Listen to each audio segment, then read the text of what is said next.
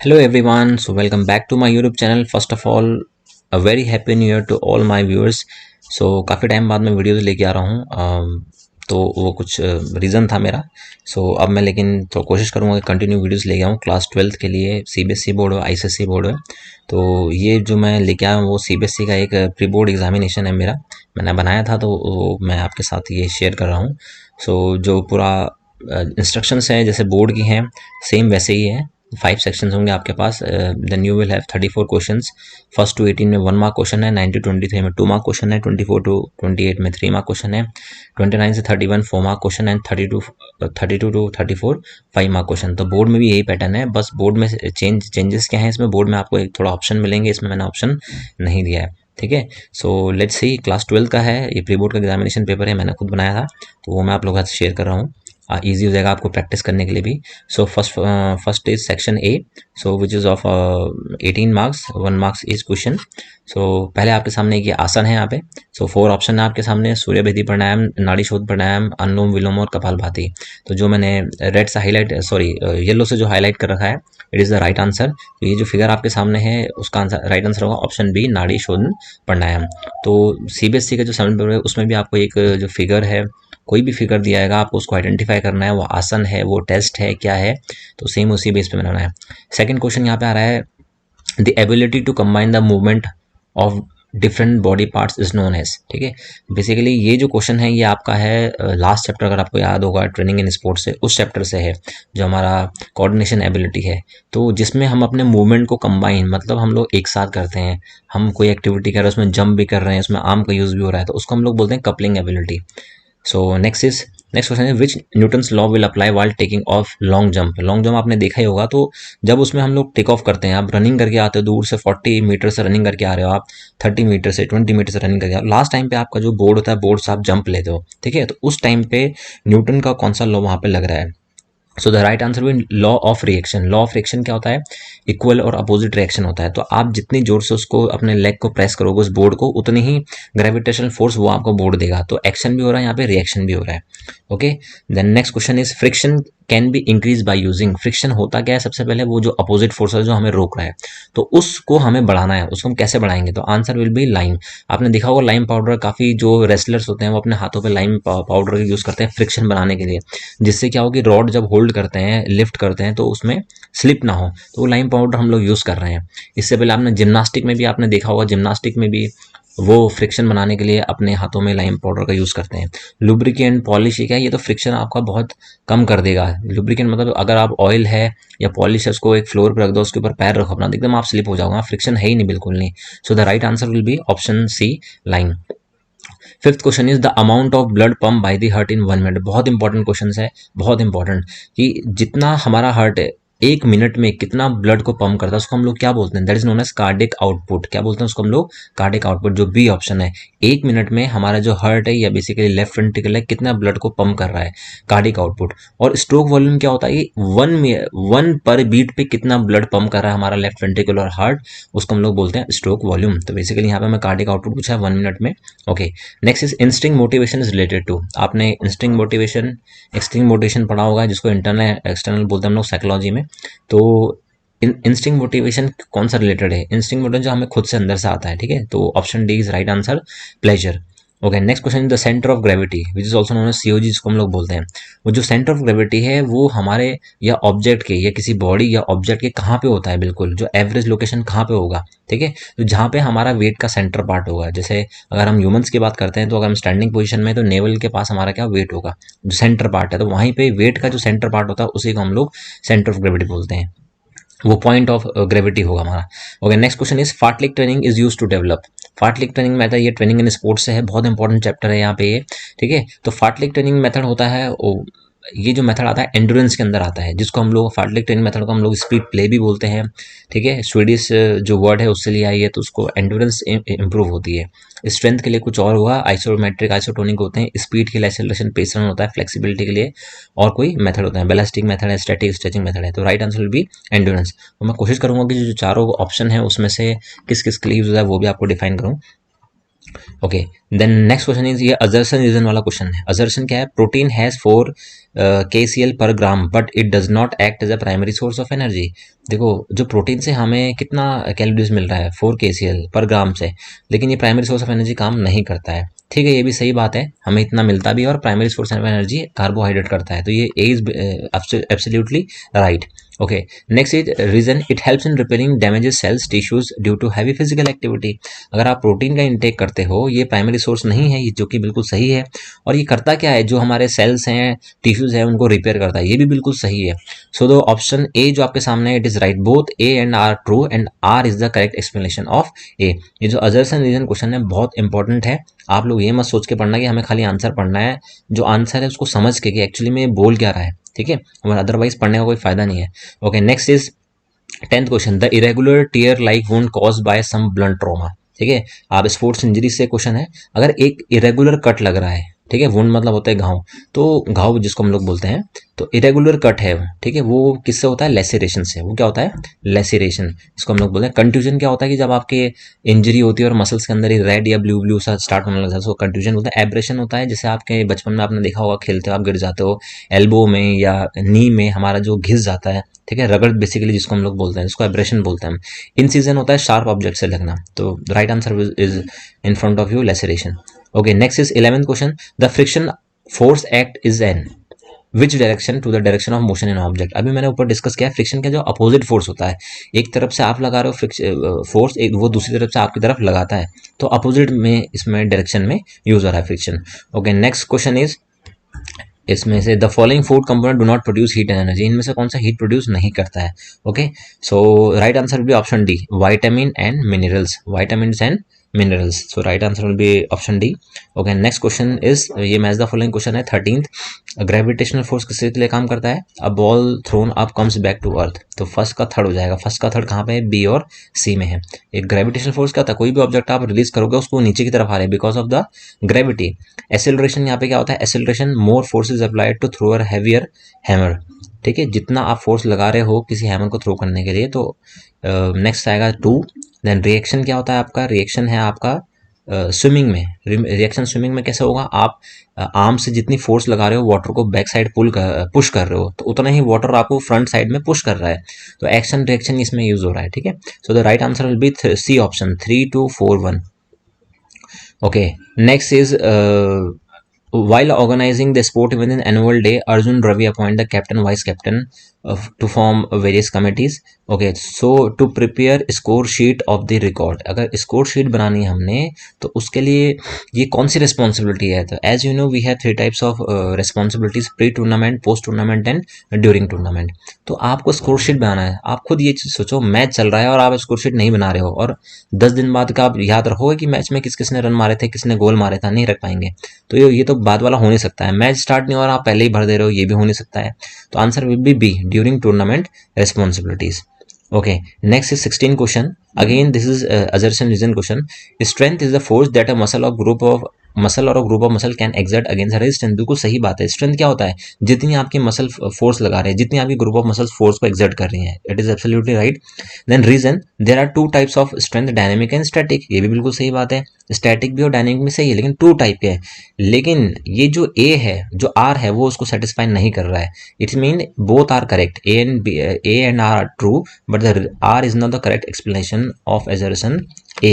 Okay, so जो B है इसका करेक्ट आंसर होगा। अगर रीजन में लिखा होता कि हाँ कैसे रेजिस्टेंस को हम ओवरकम कर रहे हैं, कैसे फोर्स यूज हो रही है, तब ये आंसर इसका ए होता। अदरवाइज जो बी ऑप्शन है वो it is correct answer. Okay, which of the following is not involve in Johnson Metheny test of motor educability. ये जो टॉपिक है ये पहली बार आपके क्लास 12 फिजिकल एजुकेशन में आया है, टेस्ट एंड मेजरमेंट में। तो अगर आप लोग ने पढ़ा होगा तो ये मैंने अभी इसकी वीडियो डाली नहीं अपने उसमें, आने वाले टाइम में डाल दूंगा। तो उसके अंदर 3 होते हैं हमारे पास जो टेस्ट होते हैं, फ्रंट रोल होता है, jumping half turn and jumping full run. इसमें पूरा नॉट इन्वॉल्व, कौन सा नहीं है इसमें? नॉट। तो answer will be B, side role उसमें इन्वॉल्व नहीं है।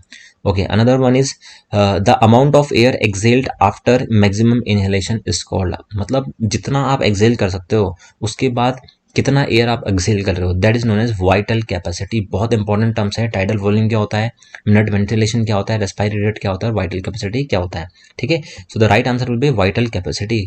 मैक्सिमम इनहेल करने के बाद आप कितना एयर एक्सेल कर रहे हो, that is known as vital capacity. Okay, next is section B, ये आपका 2 मार्क्स का होगा, 19 to 23। Okay, briefly explain any 2 factors determining endurance. कौन से ऐसे फैक्टर हैं जो एंड्योरेंस को डिटरमाइन कर रहे हैं, जो एंड्योरेंस को अफेक्ट करते हैं। तो इसमें मैं पूरा सोल्यूशन तो आपको बता नहीं सकता हूँ, बट हाँ कहीं कहीं मेरे को जो जरूरत पड़ेगी वो पॉइंट्स आपको बता दूंगा। तो पहला पॉइंट इसमें होता है मसल्स कंपोजिशन। मसल्स कंपोजिशन मतलब मसल्स किस फाइबर से बनी है। तो एंड्योरेंस की हम लोग बात कर रहे हैं, so we have to think about the right about the red fibres which are also known as slow twitch fibre, क्योंकि स्लो ट्विच फाइबर एंड्योरेंस के लिए रिस्पॉन्सिबल होता है। एरोबिक कैपेसिटी इसमें एक पॉइंट है, oxygen intake, oxygen Uptake, oxygen transport, ये आप कुछ भी लिख सकते हो, अगर आप अपनी बुक में देखोगे तो वहाँ जरूर होगा ये चीज़, ठीक है। और यह आपके क्लास टीचर ने subject teacher physical education teacher ने पढ़ाया होगा तो वहाँ होगा, ठीक है। इसके बाद आप लैक्टिक एसिड टॉलरेंस, मतलब कि आपकी बॉडी कितना लैक्टिक एसिड टॉलरेट कर रही है। लैक्टिक एसिड मतलब होता है कि जो जब आप एक्टिविटी करते हो और ऑक्सीजन नहीं मिलती है तो मसल में लैक्टिक एसिड डिपॉजिट होता है, जो जिसकी वजह से आपको फटीगनेस स्टार्ट होगी, ठीक है। और उसको ब्रेक करने के लिए फिर ऑक्सीजन का डीप इनहेल करते हैं, तो ये पॉइंट आप उसमें लिख सकते हो। Okay, next is according to big 5 theory. ये बहुत इंपॉर्टेंट क्वेश्चन है, कुछ टाइम से लगातार सीबीएसई इसको पूछ रहा है। बिग 5 थ्योरी आपने सुना होगा, ओशन जिसको हम शॉर्ट फॉर्म में देखते हैं, ओपननेस, कॉन्साइननेस, एग्रीबलनेस, एक्सट्रोवर्जन, न्यूरोटिसिज्म, इनमें से कोई भी आप दो इसमें लिख सकते हो। एक्सप्लेन करना है, बेसिकली 2 मार्क्स का है। So what are intramural and extramural competitions, ठीक है। इंट्रामोरल होते हैं जो विद इन अपनी बाउंड्रीज के अंदर होते हैं। सपोज मान लो आपका स्कूल है और आपके स्कूल में क्लासेस के मैचेस हो रहे हैं, इंटर हाउस मैचेस हो रहे हैं, तो वो आपके स्कूल की बाउंड्री के अंदर हो रहे हैं, उन्हीं को हम लोग बोलते हैं इंट्रामोरल कॉम्पिटिशन। और एक्स्ट्रामोरल कॉम्पिटिशन होता है जो आप अपने स्कूल से बाहर जाके खेलते हो। मतलब सपोज मान लो इंटर स्कूल कॉम्पिटिशन और आप दूसरे स्कूल में जा रहे हो, कोई स्कूल आपके स्कूल में आ रहा है, ठीक है, दूसरे प्लेयर्स आ रहे हैं, तो वो एक्स्ट्रामोरल कॉम्पिटिशन हो गया। Mention any 4 objective of intramural. Again मैंने अभी बताया इंट्रामोरल क्या होता है कि जो आप अपने ही स्कूल की या अपने ही इंस्टीट्यूशन के अंदर खेल रहे हो, कॉन्फिडेंस बढ़ाने के लिए प्लेयर्स का, उनका रिफ्रेशमेंट करने के लिए, उनका माइंड को रिफ्रेश करने के लिए होता है ये। लीडरशिप क्वालिटीज डेवलप होती हैं, ठीक है। स्पोर्ट्समैन आपके वहाँ से बाहर आएंगे अपने स्कूल्स को जो रिप्रेजेंट कर सकते हैं। Okay, next is mention 6 pitfalls of dieting. Pitfalls of dieting ये मैंने अपने वीडियोस बना रखे हैं, इसमें भी पिटफॉल मतलब होता है डेंजर, ठीक है। मतलब डाइटिंग की क्या क्या चीज़ें, डाइटिंग का क्या डेंजरस रिजल्ट्स हो सकते हैं, ठीक है। आप कैलोरीज कम कर देते हो इनटेक करना, आप गलत तरीके का फूड का इनटेक कर रहे हो, तो बहुत सारे पॉइंट इसमें आप लिख सकते हो। Next is explain sprain and strain. ये 2 इंजरीज होती है, स्प्रेन एंड स्ट्रेन। सबसे पहले हम लोग बात करते हैं किसकी, स्प्रेन की। तो स्प्रेन क्या होता है कि ये लिगामेंट की इंजरी है।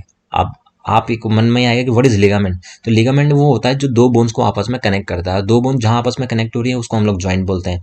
तो बेसिकली 2 बोन्स को जो आपस में कनेक्ट कर रहा है उसको हम लिगामेंट बोलते हैं। अगर यही लिगामेंट में टेयर हो गया, ओवर स्ट्रेच हो गया, तो वो कौन सी इंजरी होती है, स्प्रेन की इंजरी होती है। नेक्स्ट इज हम बात कर रहे हैं यहाँ पे स्ट्रेन। स्ट्रेन होती है इंजरी टेंडन की। अब आपके माइंड में आएगा व्हाट इज टेंडन। टेंडन वो होता है जो मसल्स को, बोन को आपस में कनेक्ट करता है। मसल और बोन को जो कनेक्ट करता है दैट इज टेंडन। अगर यही टेंडन ओवर स्ट्रेच हो गया, टेयर हो गया, तो वो हमारी कौन सी इंजरी हो जाएगी, स्ट्रेन। इसका मैंने वीडियो अपने मेरे चैनल पे है भी, तो आप वहाँ जाकर देख सकते हो। Next is section C which is of 3 marks. So first question is briefly explain the function of directing controlling to organise sports event. ये लास्ट ईयर की जो सीबीएसई का बोर्ड का पेपर है उसमें भी ये क्वेश्चन आया था। डायरेक्टिंग और कंट्रोलिंग के आपको फंक्शन सुनने हैं। तो डायरेक्टिंग मीन्स की डायरेक्शन प्रोवाइड करना, मोटिवेट करना, गाइड करना कि कैसे आपको ये काम करना है, कैसे आपको ये टूर्नामेंट ऑर्गेनाइज करना है, कैसे कैसे चीज़ों को अरेंज करना है, ठीक है। कंट्रोलिंग में क्या होता है कि हम कंट्रोल कैसे करते हैं अपने टूर्नामेंट को। कंट्रोल इन द सेंस की कंट्रोल कैसे करोगे, आपका टूर्नामेंट कैसे चल रहा है, तो ये आपके हो गए एक्चुअल परफॉर्मेंस। और आपका टूर्नामेंट कैसा, आपका क्या गोल था, कैसे हम लोग उसको ऑर्गेनाइज करेंगे, वो आपका हो गया जो आपने सेट किया होगा। तो बेसिकली जो एक्चुअल परफॉर्मेंस है और जो डिजायर्ड परफॉर्मेंस है, उन दोनों को कंपैरिजन करना, क्या हम उसके अकॉर्डिंग चल रहे हैं या नहीं चल रहा है। इन केस नहीं चल रहा है वैसा, तो आप उसको वहाँ पे इसको रेक्टिफाई करोगे, ठीक करोगे, ठीक है। ये चीज़ आपको मेंशन करनी है।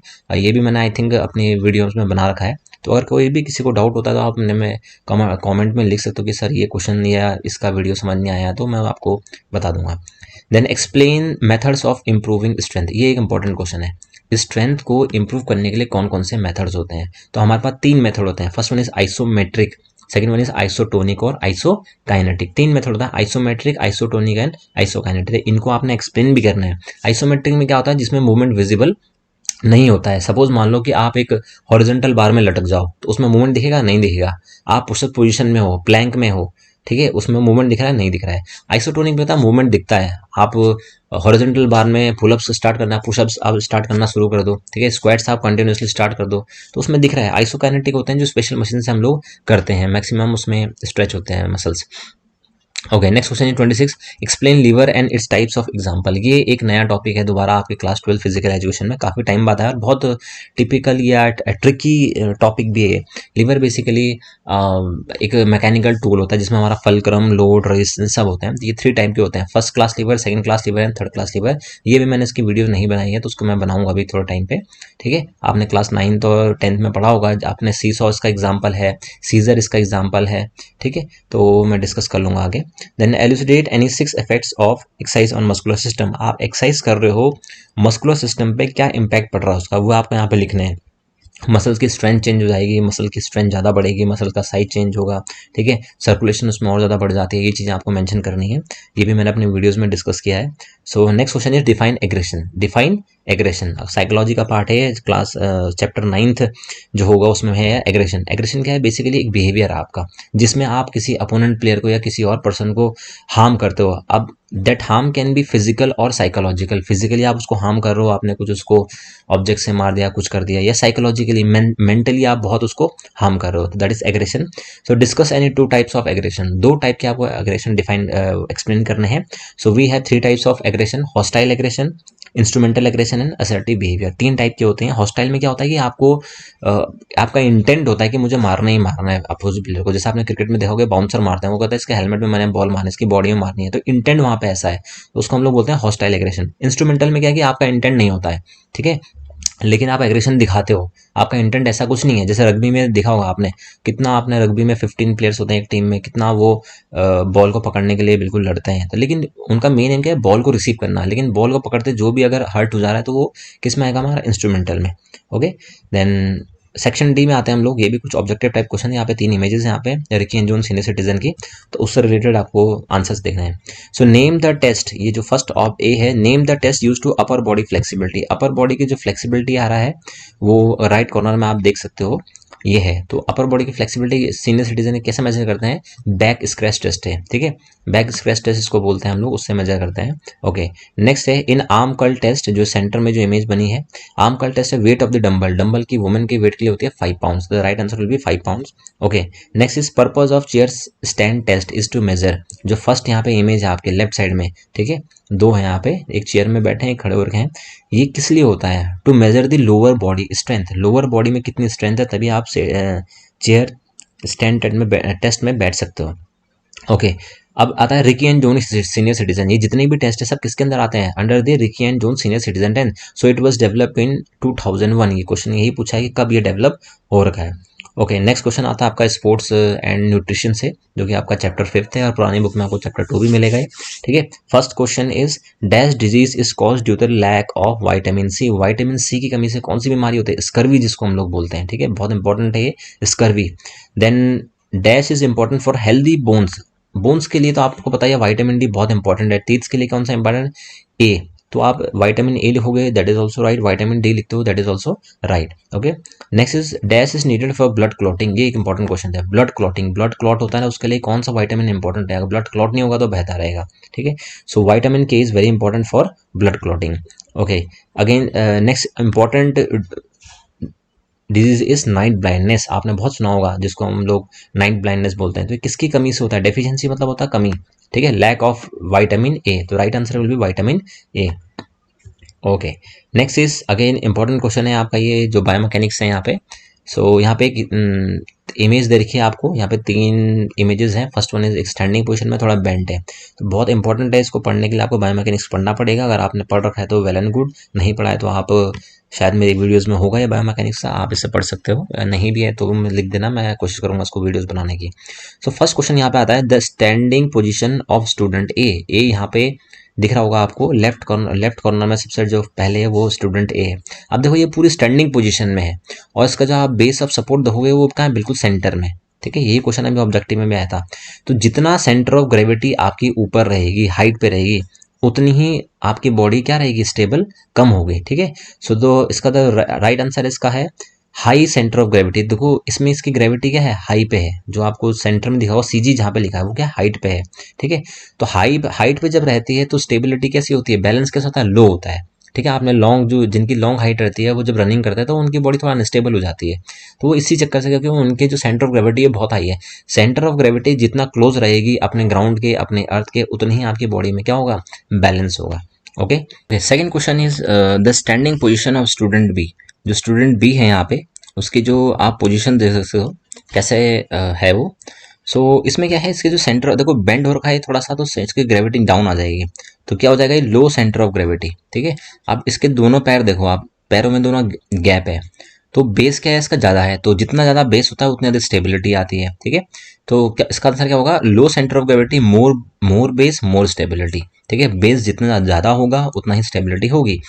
मोर बेस आप मत आई मीन समझ रहे होंगे आप लोग, अगर एक पैर पे हम खड़े हो जाएंगे तो बेस क्या हो जाएगा, कम हो जाएगा, और एक पैर आप कितनी देर खड़े रहोगे, थोड़ी देर बाद गिरने लग जाओगे, तो स्टेबिलिटी कम हो जाएगी। दोनों पैर में खड़े रहोगे तो स्टेबिलिटी ज़्यादा होगी, ठीक है। ओके, थर्ड इमेज आप यहाँ पे देख सकते हो, जो थोड़ा पर्पल कलर में राइट स्टूडेंट से जो लिखा है, इसमें देखते हैं। इसमें देखो आपको एक लाइन दिख रही होगी, यहाँ पे लाइन उन्होंने बना रखी है जिसको हम जो ग्रेविटी की लाइन बोलते हैं। So the standing position of student C, low centre of gravity.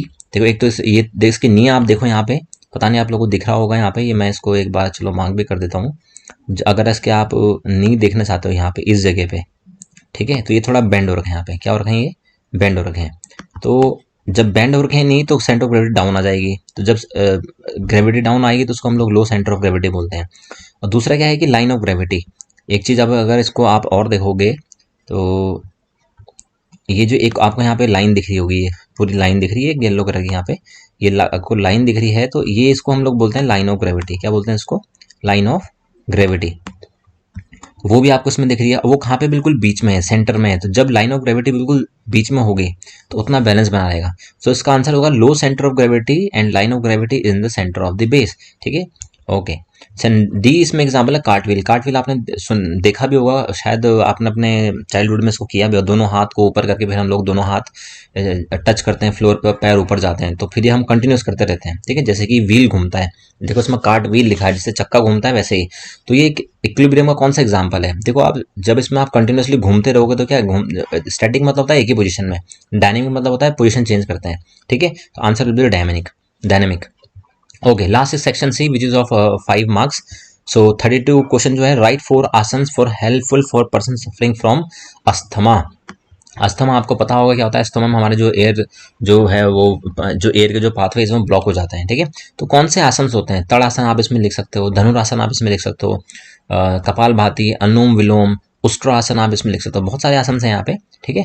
तो कोई भी इनमें से एक को आपको उसका प्रोसीजर लिखना है, उसके बेनिफिट्स लिखने हैं, उसके कोई कॉन्ट्रा इंडिकेशंस लिखने हैं, ठीक है। मतलब ये किसको नहीं करना चाहिए, कॉन्ट्राडिक्शन जिसको नहीं करना चाहिए।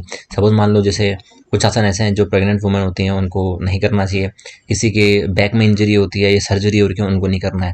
तो कॉन्ट्रा इंडिकेशन मतलब किसको ये आसन नहीं करना है। तो आसन में आपको बता दिए हैं, तड़ासन आप इसमें लिख सकते हो, कपाल भाती आप इसमें लिख सकते हो, अनुलोम विलोम आप इसमें लिख सकते हो, देन उसके बाद उष्ट्रासन आप इसमें लिख सकते हो, मांडूकासन आप इसमें लिख सकते हो, ठीक है। बहुत सारे आसन इसमें है, भुजंगासन इसमें एक है, धनुरासन इसमें एक है अस्थमा के लिए। Okay, next is what is projectile and parabola. Projectile ये आपका रिसेंट क्लास 12 में ऐड हुआ है सिलेबस में, ठीक है। प्रोजेक्टाइल क्या होता है कि an object throne into the space, मतलब स्पेस में, एयर में हम किसी भी ऑब्जेक्ट को थ्रो कर रहे हैं, ठीक है। तो वो जो ऑब्जेक्ट को हम लोग थ्रो कर रहे हैं वही क्या होता है, प्रोजेक्टाइल होता है। और पैराबोला मतलब वो जो ऑब्जेक्ट है, सपोज मान लो आपने एक लेदर की बॉल है क्रिकेट की, उसको एयर में थ्रो किया, तो जिस पाथवे से बॉल जा रही है, जिस रास्ते से बॉल एयर में ट्रेवल करके नीचे आई है, ठीक है, उसी को हम लोग पैराबोला बोलते हैं, the path travel by the projectile. और प्रोजेक्टाइल क्या होता है कि an object throne into the space either horizontally और अंडर द अक्यूट एंगल, ठीक है, उसको हम प्रोजेक्टाइल बोलते हैं। नेक्स्ट इसमें है explain any 4 factor that affect the projectile trajectory. कोई हमें 4 फैक्टर्स बताना है जो प्रोजेक्टाइल की ट्रांजेक्टरी को अफेक्ट करे, मतलब जो प्रोजेक्टाइल की जो पैराबोला है उसको अफेक्ट कर रहे हैं, ठीक है। एक लेदर की बॉल है, अब वो उसको एयर में फेंक रहे हैं, वो नीचे आ रही है, क्यों आ रही है, बिकॉज ऑफ द ग्रेविटी। तो ग्रेविटी इसमें एक ऑप्शन हो गया, ठीक है। लेदर की बॉल है वो स्पिन हो रही है, तो जब स्पिन होती है तो एकदम नीचे आ जा रही है, स्पिन इसमें फैक्टर है। एयर रेजिस्टेंस इसमें फैक्टर है, आपने फुटबॉल को किक किया एयर में और हवा बहुत थी, उसमें एयर रेजिस्टेंस लग गया है, ठीक है। फिर इसमें आपका एंगल ऑफ प्रोजेक्शन, किस एंगल से आप रिलीज कर रहे हो। आपने ये पढ़ा होगा कि अगर किसी भी ऑब्जेक्ट को हम 45 डिग्री के एंगल में रिलीज करते हैं, ठीक है, बाकी सारे जो मेथड्स और सब सेम रहेंगे, तो वो ऑब्जेक्ट ज़्यादा डिस्टेंस ट्रेवल करता है। आप उसको 30 पे फेंको, 60 पे फेंको, 90 पे, तो इतना डिस्टेंस ट्रेवल नहीं करेगा, ठीक है। So these are the 4 factors. ये जल्दी मैं अपने वीडियोस में इसके लिए बनाऊंगा, ठीक है, इस टॉपिक को भी, तो आप टेंशन ना लो इस चीज़ का। Okay, next is very important question is define speed. Define speed, कितने कम टाइम में आप मैक्सिमम डिस्टेंस कवर करते हो या आप कितने जल्दी मूवमेंट करते हो, वो क्या है, स्पीड है हमारा। Explain any 2 methods to develop it, कोई भी 2 मेथड स्पीड को डेवलप करने के लिए, ठीक है। मैं अपने वीडियोस में बोलता रहता हूँ अपने स्टूडेंट्स को भी, स्पीड क्या है, गॉड गिफ्टेड है। स्पीड को आप ज़्यादा चेंज नहीं कर सकते हो, अदरवाइज सारे क्या हुसैन बोल्ट बनने लग जाएंगे। तो स्पीड क्या है, गॉड गिफ्टेड है। 10 to 20%, 30% आप थोड़ा बहुत चेंजेस इसमें कर सकते हो, अदरवाइज ज़्यादा नहीं। तो वो जो 2 मेथड हैं चेंजेस करने का, वो है हमारा first one is acceleration run. 30-40 metre का आपका एरिया होगा, उसमें आपको उसको एसेलरेट करना है, ठीक है, तो उसको हम लोग बोलते हैं एसेलरेशन रन। और एक होता है पेस रन। पेस रन मतलब कि एक ही स्पीड से रनिंग कर रहे हैं हम लोग, ठीक है, तो वो होता है पेस रन। तो इसके ही मैंने अपने वीडियोस बना रखे हैं, तो वहाँ से आप इसको देख सकते हो। So this is the question paper of first pre board, ये मैंने खुद बनाया है, and is totally based on the sample paper which was provided by the CBSE। जो CBSE ने इस बार प्रोवाइड किया था, सेम वैसे ही बनाया है, इसमें ऑप्शन नहीं मिलेंगे। आई होप सो मैंने आपको क्वेश्चंस एक सही पैटर्न में दिए होंगे और थोड़ा समझाने की कोशिश करी है जो ऑब्जेक्टिव है, ठीक है। और कोई भी अगर आपको डाउट है तो कमेंट सेक्शन में आप लिख सकते हैं, पूछ सकते हैं, और मैं कोशिश करूंगा कि रेगुलर थोड़ा वीडियोस डालूं। आपके एग्जाम्स आने वाले हैं और जितने भी चैप्टर्स अभी नहीं हुए हैं, जो कुछ न्यू टॉपिक आ रखे हैं जो आपको नहीं है, वो भी मैं कंप्लीट करूँ। Okay, thank you everyone. So happy new year once again.